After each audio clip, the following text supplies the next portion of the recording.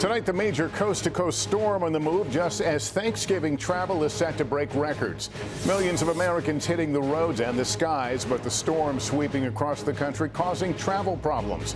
Hundreds of flights delayed across the country, snow in the Rockies, rain pushing into the Midwest, then headed to the East Coast for a Thanksgiving Day washout. Al Roker is here with the latest. Also tonight, the scare for several of President-elect Trump's cabinet picks targeted with bomb and swatting threats. What the FBI is saying. After being detained for years, the 3 Americans freed in a prisoner swap with China, and who the U.S. traded in return. The ceasefire between Israel and Hezbollah taking effect and appearing to hold for now. Our NBC News exclusive with Sunny Williams, one of 2 astronauts delayed in space for months. We asked about the concern back home for her health. You have heard some of the social media, some of the conversations worrying about your health and weight. Is there any message to those folks? How she answered as the astronauts prepare to celebrate Thanksgiving 250 miles above the Earth. And in the aftermath of Hurricane Helene, the chef who's preparing to cook a Thanksgiving meal for thousands. This is NBC Nightly News with Lester Holt. Good evening and welcome. In a perfect world, most of us are already at our holiday destinations, especially with a storm that brought snow to the Rockies. Racing to the east tonight, where Macy's parade marchers in New York may be stepping to the beat of raindrops. A wintry mix likely in store up the I-95 corridor tomorrow, bringing travel delays from Richmond all the way to Boston. Here's a view tonight of some of the nation's busiest highways, some folks perhaps trying to time their escapes to beat the worst of the traffic.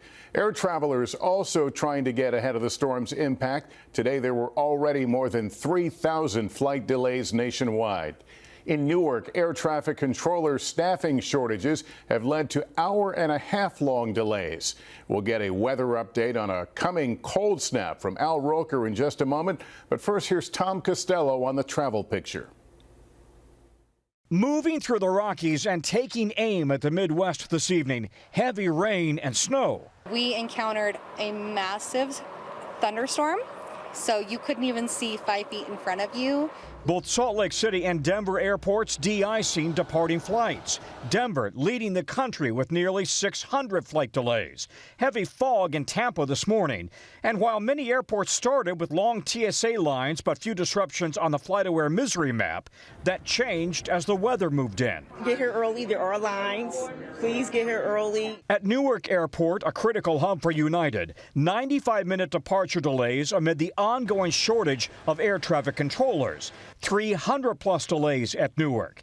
United says 28,000 of its passengers are impacted every day. Runway 28 right at Charlie, clear for takeoff. While the FAA is training new controllers at its academy in Oklahoma City, trying to keep up with attrition and retirements. How long will it take you to get to full staffing?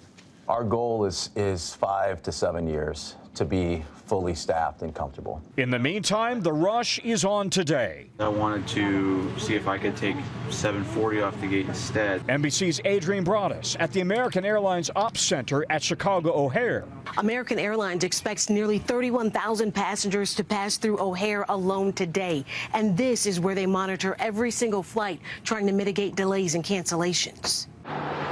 Meanwhile, a yearly ritual on the nation's roads. A record 71 million Americans hoping to beat the weather and slide into a Thanksgiving dinner. Trying to get out early because we came from Georgia, from Atlanta, so we left probably about 1 this morning.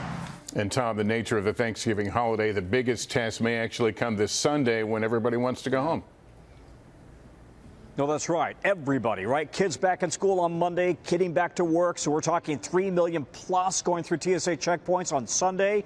Worst times to drive, 12 to 6 p.m. on Sunday, Monday, 9 a.m. to 6 p.m., Lester. We'll take a note of it, Tom. Thanks. Al Roker is tracking the storm hitting the Midwest and moving east. Al, a cold, wet Thanksgiving for a lot of folks. That's right. The good news is Sunday, big travel day, looks like it'll be okay. We're watching this system from Dodge City all the way into the Ohio River Valley. It's going to bring wet weather, some wet snow up into New England, strong storms in the southeast, very cold through the plains. And we've got winter weather watches, advisories, and warnings from Ashtabula all the way to Augusta, Maine, anywhere from 2 to 3 feet of snow along some of the leeward side of the Great Lakes. And then we're talking about some of the coldest air of the season. From Siberia, temperatures 30 degrees below zero, 5,000-mile trek, Lester, coming in, wrapping around that low pressure. And that's going to mean temperatures 10 to 20 degrees below zero, I should say below average, with mid-30s to low to upper 20s. Lester? All right, now, thank you. We turn now to the alarming series of bomb threats and swatting hoaxes aimed at several of President-elect Trump's cabinet picks and appointees. Kelly O'Donnell has late details for us. Tonight, the Trump team rocked by an alarming news scare aimed at cabinet picks and top figures for the coming administration.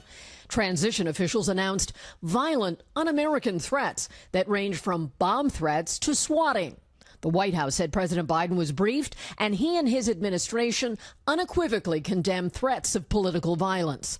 The FBI said it is working with local law enforcement and noted, "We take all potential threats seriously." 3 law enforcement sources said no actual explosives were found, and these appear to be hoax attacks delivered through email and social media. A few of those targeted identified themselves publicly. Matt Gaetz, who withdrew for Attorney General, said a bomb squad responded to a Florida home where a threat was made. Lee Zeldin, picked to head the Environmental Protection Agency, writes, "A pipe bomb threat targeting me and my family at our home today was sent in with a pro-Palestinian themed message."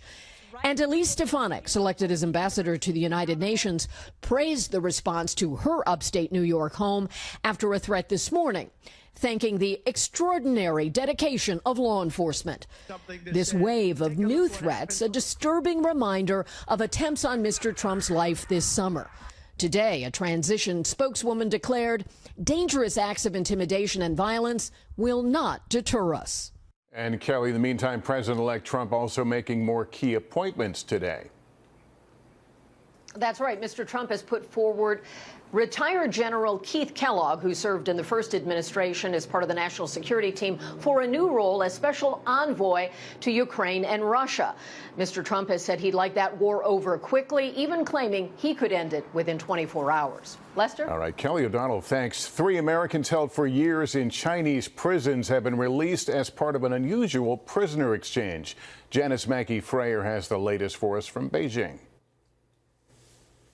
After years in Chinese prisons, 3 Americans are heading home tonight. Mark Swadan, Kai Li, and John Long, now safely in U.S. custody, according to the White House.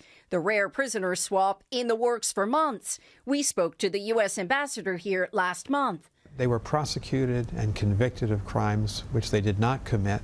There was no reason to put them in the jail. Mark Swadan was on death row since 2012 on drug charges. Kai Li accused of spying and jailed after a closed-door trial.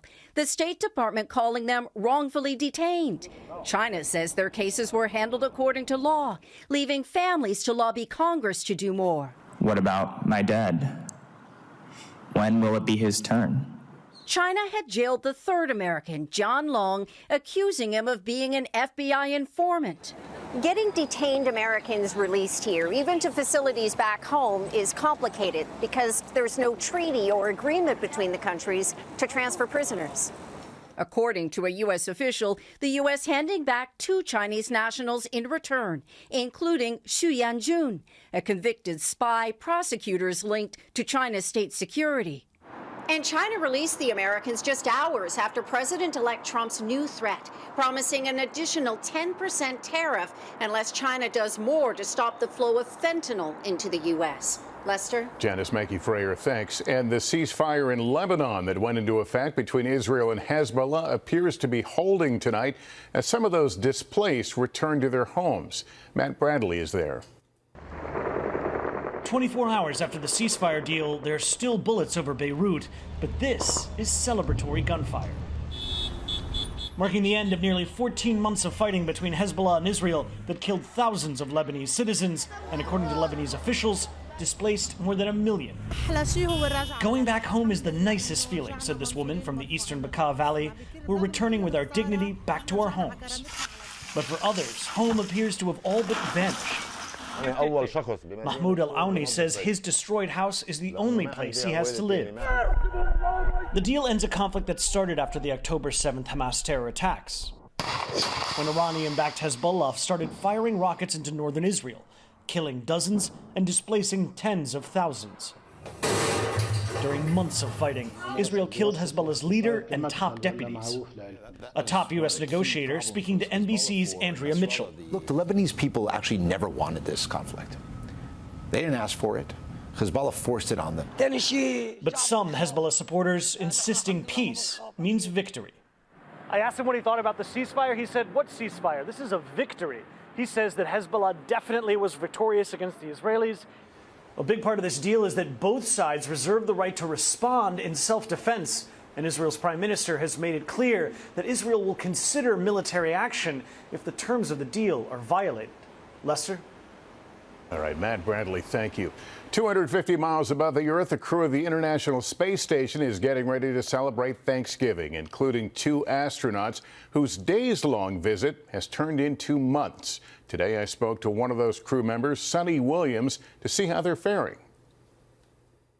First of all, I want to give a hearty, happy Thanksgiving to you and your entire crew. Do you guys have plans? Will you do something akin to a traditional Thanksgiving meal? Oh, yeah. It's really awesome. Our mission control, flight control teams gave us tomorrow off, so our plans are, as usual, get up and work out, do the turkey trot, and then watch a little Macy's Day Parade, and we have a bunch of food that we've packed away that is Thanksgiving-ish. Thanksgiving will be day 176 of Sonny Williams' mission to the International Space Station. Williams and fellow American Butch Wilmore were supposed to spend just over a week there after completing the first crewed test flight of Boeing's Starliner capsule. But after problems with the spacecraft, NASA determined it wasn't safe enough to bring the astronauts home. How are you and Butch holding up in general? Does it take a toll on your body being in space that long? You can see, part of being in space is working out. We work out a couple times, 2 hours a day, aerobic and anaerobic exercise. You can see Butch right here and Nick right over here. Our bodies change a little bit while we're up here, and that's why we have to work out so much. Some people call it space buff. Some people call it, fluid shift in your body. I think we look pretty good. I know, of course, you have heard some of the social media, some of the conversations worrying about your health and weight. Is there any message to those folks? Hey, we're feeling good, working out, eating right. It's just awesome, and we have a lot of fun up here, too. So, people are worried about us. Really, don't worry about us. The plan is now for Williams and Wilmore to return to Earth in a SpaceX Dragon in February. And, of course, the capsule you came up on was sent back without a crew. Did a part of you wish you could be on it as it made its return to Earth? You betcha. It's a pretty unique opportunity to land a spacecraft for the first time. And part of our testing was to see how all of that undocking, deorbit burn, entry, and landing would have been. Do you still have confidence in the technology that brought you there? And would you get on a Starliner again, tomorrow if you were asked? Tomorrow might be a little bit too early. We learned a lot of lessons from our flight, but the spacecraft is really a solid spacecraft. It has so many capabilities. So maybe not tomorrow because we have to incorporate some of the lessons learned, but as soon as we see that we're on the right path and we've made some of the fixes to some of the issues that we had, absolutely. Commander, as you know well, astronauts sometimes can wait years for a slot to get back into space. Do you look at this in some ways as a bit of a bonus? That's an interesting question. I do, because I just love living up here. It's awesome, and we're doing some amazing cutting-edge science, and it's really great to be part of that. Just part of our virtual visit to space earlier today. In 60 seconds, the spike in respiratory illnesses as many of us travel and gather for the holidays. What's making people so sick? We'll take a look right after this. We are back now with a health alert, with many of us preparing to gather tomorrow for Thanksgiving. The CDC warning that certain types of respiratory illnesses are surging. Stephanie Gosk on the symptoms to watch for. As the winter approaches, it's a sound everyone braces for. This year, the CDC says 2 serious respiratory illnesses are on the rise. Whooping cough cases are up 5-fold compared to a year ago. Walking pneumonia up 450% since the spring. My daughter actually got sick in September. Dr. Anita McSwain's daughter recovered from walking pneumonia, but then her mom got sick. I took a course of 2 antibiotics, actually, and steroids, and initially improved, but then got worse again. And that was kind of, for you, the red flag that it was time to go to the hospital. Right, exactly. At Virginia's Inova Hospital, there has been a noticeable increase. We're seeing more cases and more severe cases where folks are actually coming into the hospital, they're coming into our clinic with more wheezing, more shortness of breath. As for whooping cough, multiple states have seen spikes, according to the CDC. I'm just wondering why we had this whooping cough. Patients start with normal cold-like symptoms and then often develop violent coughing, which can last for weeks and lead to hospitalization. Doctors say people should be vigilant when they develop a persistent cough. Hand washing and staying home when you're sick are always important, but certainly this year it's something to really think about. Familiar but still important advice to stay healthy this holiday season. Stephanie Gosk, NBC News. Up next for us here tonight with Black Friday coming up, we're going to show you how to know if you're really getting the best deals right after this. The busiest shopping days of the year are almost here, but as retailers advertise all kinds of savings, how do you know you're getting the best deal? Brian Chung now with our holiday shopping deal tracker. With the days of doorbusters long gone, the calendar creep of Black Friday has now made its way earlier in the week. Amazon, Target, and Walmart are already offering discounts to consumers. The 25th of November? That's less than a fortnight. Putting the onus on the shopper to see if the prices are truly perfect now. Shoppers are skeptical. Oh, it says it's 20% off, but that's actually the price it's been all year. Black Friday does remain the best time of year for the deepest discounts, according to Adobe Analytics, which tracks prices online. Because consumers perceive the best absolute discounts to fall between Thanksgiving and Cyber Monday, they really make sure they're offering some of their best priced items during that period. We wanted to see for ourselves, tracking the price tags on some gifts you might be eyeing for the holidays. Take the newest AirPods Pros, which have been discounted on and off through the last few months. But the best deal we saw was this weekend, $30 off. And the same trend with this coffee maker, which is the cheapest it's been in months. But other items we tracked, like these sneakers, these toys, or this TV, haven't been significantly discounted in recent weeks. I think that some brands may say it's on sale. However, it's like the same price, but they may just like fake the price as like higher and saying, oh, it's on sale. Experts' advice: use price checking tools and take advantage of price matching in store to truly get the best deals. A little homework going a long way this holiday season. Brian Chung, NBC News. And some Americans could be in for a spectacular holiday light show in the sky on Thanksgiving. A solar storm may make the northern lights visible across many of the northern states in the U.S. tomorrow and possibly on Friday, too. Experts say the best chances are from Washington state to the upper Midwest and in Maine. Coming up, the cook who organized a Thanksgiving feast for thousands still recovering from Hurricane Helene. Good news is next. It's coming in this afternoon. Finally, there's good news tonight about a chef and his team getting ready to cook Thanksgiving dinner for thousands who are still recovering from Hurricane Helene. Here's Kathy Park. Here in eastern North Carolina, the small town of Seaboard is on a big mission for Thanksgiving. I can't sleep because I'm just excited about what we're doing. Spearheaded by native son and longtime cook David Burke, who felt a higher calling to help his fellow Carolinians still recovering from Helene. We really are at about 5,600 meals that we're going to prepare to distribute out in the western part of the state. The recipe called for love and grace. This is what I can do for them. Then I'm going to cut an onion for them. You know, cry a little bit more for them. And the committee. Through social media and word of mouth, I'm just glad I can help people out. Operation Thanksgiving Blessings took off. We have people sending us money from all over the country. Strangers eager to help families still struggling this holiday season. She was the absolute best teacher, mother, wife, sister, friend. Kathy Brown's sister, Kim, was swept away in the floodwaters and never found. Today, they're finding comfort and healing in the generosity of Seaboard. I think if more people were like David and others, I think our world would be a better place. What do you hope people take away from what you're doing? There are not many days in the world that are like this. A lot of people never get the opportunity to serve the Lord. And what I hope is, because of what we're doing here today, it changes their heart. If it does that, I think we did what we were supposed to do. Kathy Park, NBC News. Just keep it moving. Seaboard, North Carolina. Some very special people. Be sure to watch coverage of the Macy's Thanksgiving Day Parade here on NBC starting at 8:30 a.m. The floats are inflated and ready to go. That's nightly news for this Wednesday. Thank you for watching. I'm Lester Holt. Please take care of yourself and each other. Good night and happy Thanksgiving.